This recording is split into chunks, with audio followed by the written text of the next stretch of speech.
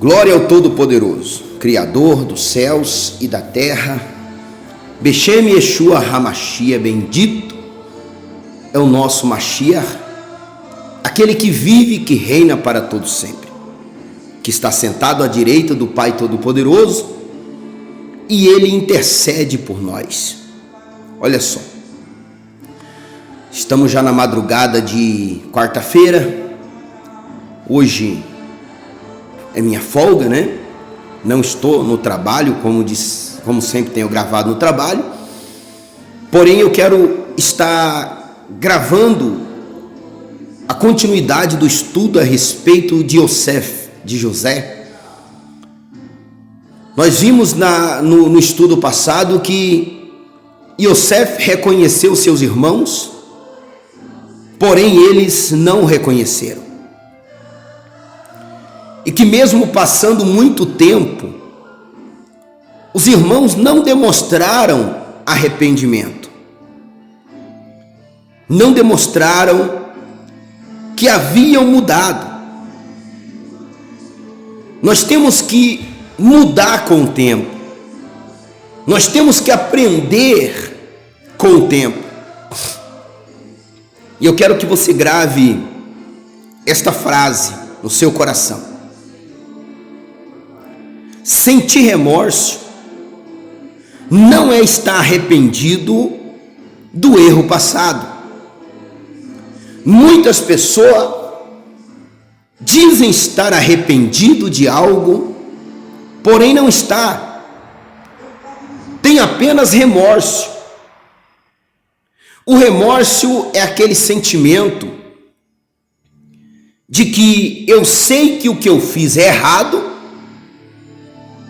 porém há uma justificativa para o meu erro.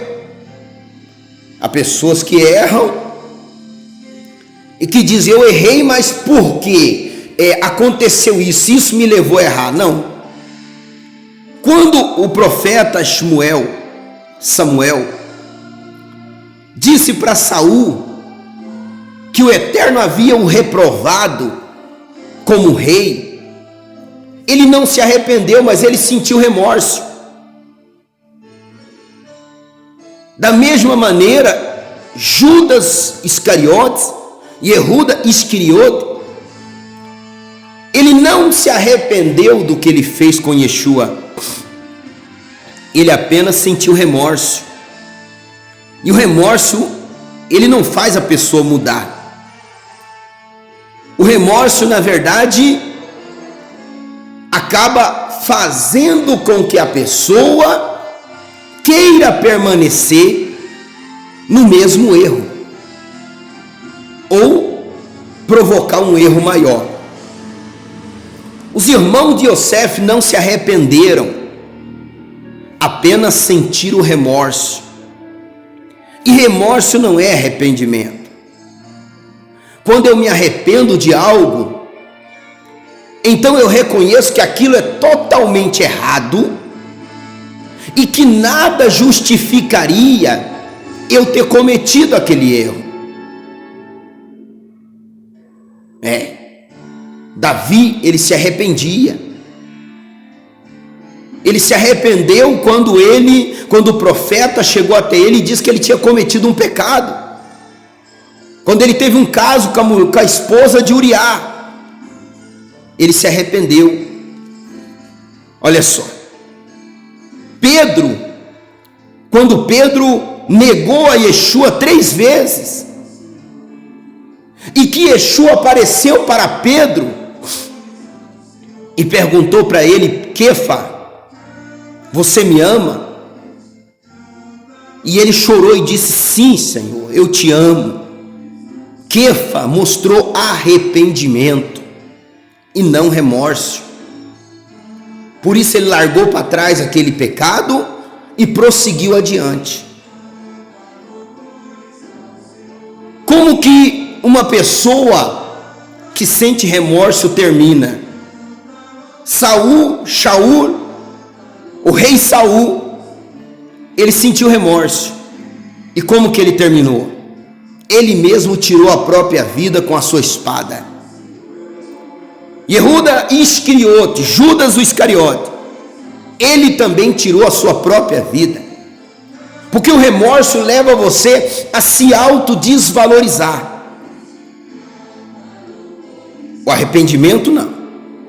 O arrependimento te transforma, te muda. O arrependimento molda o seu caráter. Olha o que está escrito aqui no livro de Bereshit, de Gênesis, capítulo 42, a partir do versículo 16.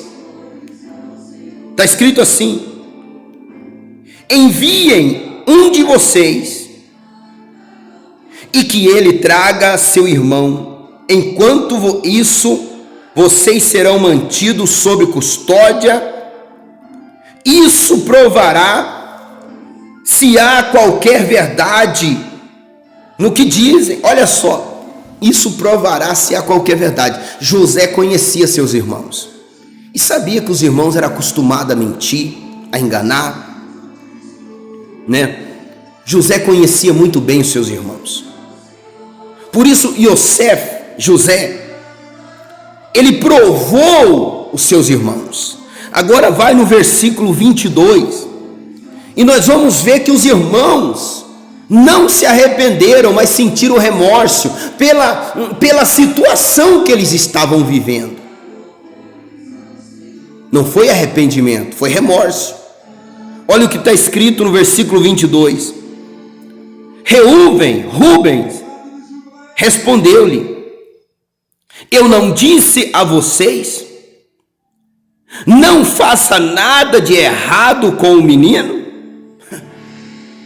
Ele disse, mas não fez nada para impedir. Ele disse no encargo de inconsciência. Agora ele usa isso,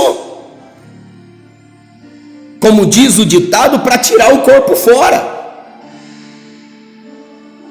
Mas ele não fez nada para salvar Yosef. E até então nunca desmentiu o que Yehuda havia contado para Jacob. Mas para ele tirar o corpo fora, o que ele fez? Eu não falei para vocês? Eu não falei para vocês, mas ele usufruiu. Pode ter certeza que eles dividiram entre si o dinheiro da venda de Yosef. E ele usufruiu daquilo ali. Até então, ele nunca havia jogado na cara dos irmãos que os irmãos haviam cometido algo errado. Olha só. Mas vocês não fizeram caso disso. Agora vem o resultado de seu sangue. Olha só. Agora vem o resultado de seu sangue. Agora vem o resultado do seu sangue. Como se ele não tivesse nada a ver com aquilo. Para desencargo de consciência, eles continuavam as mesmas pessoas. O tempo não havia mudado em nada a eles. Pelo contrário, Yosef estava muito mudado. Yosef tinha amadurecido muito. Yosef era totalmente diferente. Por isso não o reconheceram, mas eles continuavam as mesmas pessoas. Tem pessoa que o tempo passa e ela não muda. Continua cometendo os mesmos erros e fazendo as mesmas coisas que tem dado errado por toda a vida. Olha só, Reuven era o filho mais velho de Jacob, o irmão mais velho de Yosef. Ele tinha autoridade como líder para dizer para ele: não façamos isso, não vamos fazer isso. E os irmãos acatariam, porque ele era o líder dentre os irmãos, ele era o mais velho, e os irmãos respeitavam o mais velho. Porém ele não usou dessa autoridade Porque Reuven, ele sempre gostou de tirar o corpo fora. Ele sempre tentou resolver um problema cortando volta do problema, fugindo do problema. Olha o que está escrito mais aqui. Eles não tinham ideia de que Yosef os entendia, pois havia um intérprete presente para fazer a tradução. Eles achavam que Yosef não entendia o que eles falavam. Eles consideravam que aquele homem chamado Safanat Paneah, ele era um egípcio nato. Eles nem faziam ideia de que aquele homem chamado Safanat Paneah era um hebreu, era irmão deles. Porque a mentira cega, a falsidade cega, o engano cega. Olha só, Yosef saiu da presença deles e chorou. A seguir voltou e falou com eles. Então pegou Shimeon dentre eles e o pôs na prisão, à vista de todos. Olha só, Shimeon, e o pôs na prisão. Shimeon, olha só, Shimeon era um dos que menos opinava. Os mais proeminentes era Yehuda e Reuven. Shimeon, ele não opinava, ele não tinha autoridade ali entre os irmãos. Shimeon não. Então Yosef pegou aquele que menos tinha opinado, aquele que apenas seguiu os irmãos, olha só, e ponhou na prisão.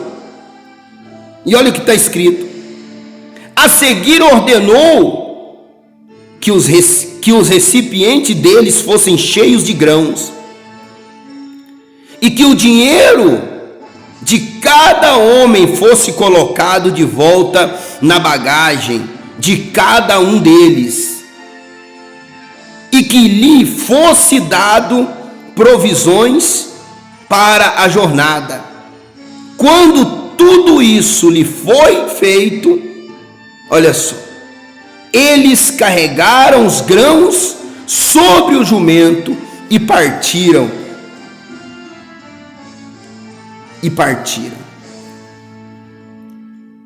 Eles nem argumentaram com Yosef a respeito de Shimeon. Eles nem argumentaram. Eles cometeram o mesmo erro duas vezes. Eles poderiam ter brigado por Shimeon. Eles poderiam ter implorado para que Shimeon fosse com eles, mostrando que eram pessoas mudadas. Porém não, eles simplesmente pegaram as suas provisões e o problema é dele, ele que fica aí.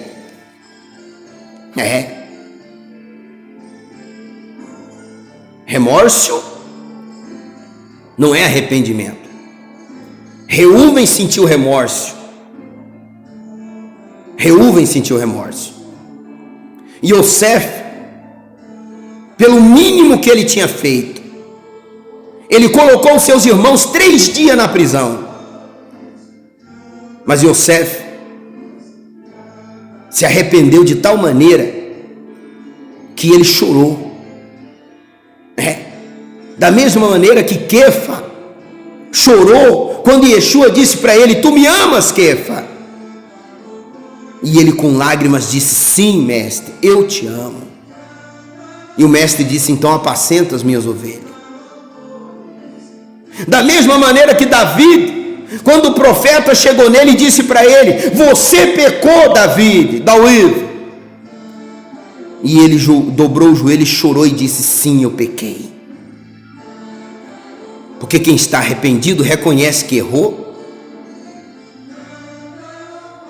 Mas aqueles que não estão arrependidos joga a culpa no outro. Eu fiz isso porque como se houvesse algo que justificasse o erro. Como se houvesse algo que provocasse uma justificativa no erro. Não, eu fiz isso, mas não existe justificativa para o erro. A única coisa que resolve o problema do erro é o arrependimento. E aquele que se arrepende, ele não procura se justificar, ele apenas reconhece que errou. Mas o que tem remorso, não. Yehuda Iscariote voltou com sacola de moedas e jogou no templo diante dos sacerdotes.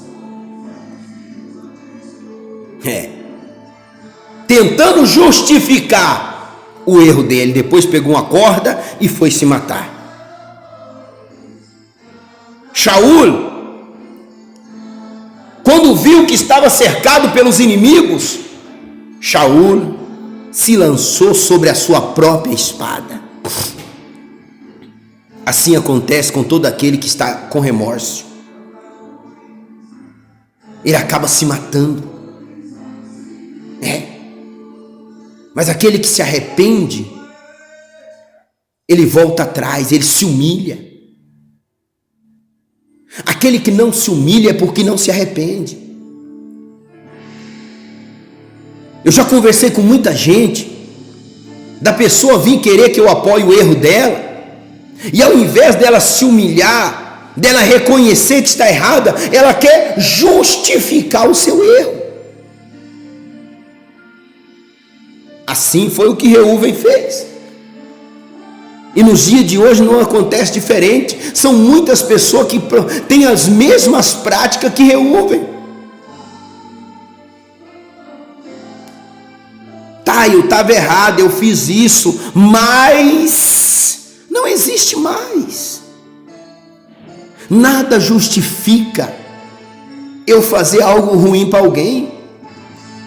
Se eu sou um Ish Elohim, se eu sou um homem do Eterno, nada justifica. Mas fulano fez isso para mim primeiro. Até hoje nós conversava com o diácono Vanderlei e a diaconisa Inês, e eu ainda falava sobre isso. Se alguém, aí me perguntaram, e nós comentávamos sobre isso. Eu comentei a respeito do irmão que falou para mim que matava se a esposa dele traísse ele. Eu disse: eu não. Por que eu não? Eu não ia fazer nada, porque eu não vou perder a minha salvação por causa de outros cometer o erro. Alguém errar comigo não justifica eu errar também.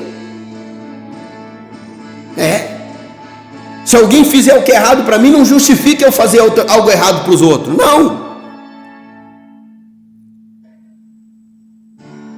Quem tem remorso acha que justifica. Como Shaul disse: eu trouxe o melhor do rebanho, dos gados, das ovelhas, e vou sacrificar o Eterno. Mas o Eterno não pediu sacrifício nenhum.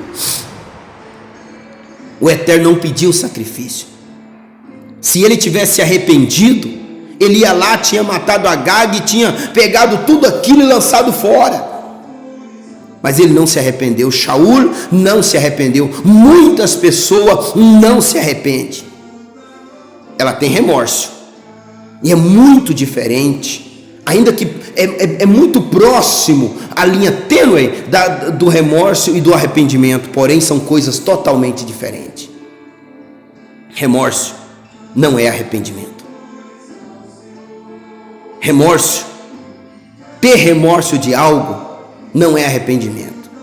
Quando eu me arrependo, eu abandono o meu erro. Quando eu tenho remorso, eu procuro justificar o erro que eu cometi. Não há justificativa. Reuven ele tentou jogar nas costas dos irmãos. O sangue de nosso irmão está nos perseguindo. Eles não reconheceram que estavam diante do seu próprio irmão, porque o engano, a mentira, o abismo, um abismo chama outro abismo, o erro provoca outros erros, o pecado cega. Por isso eles estavam cegos. O pecado cega quando a pessoa não se arrepende.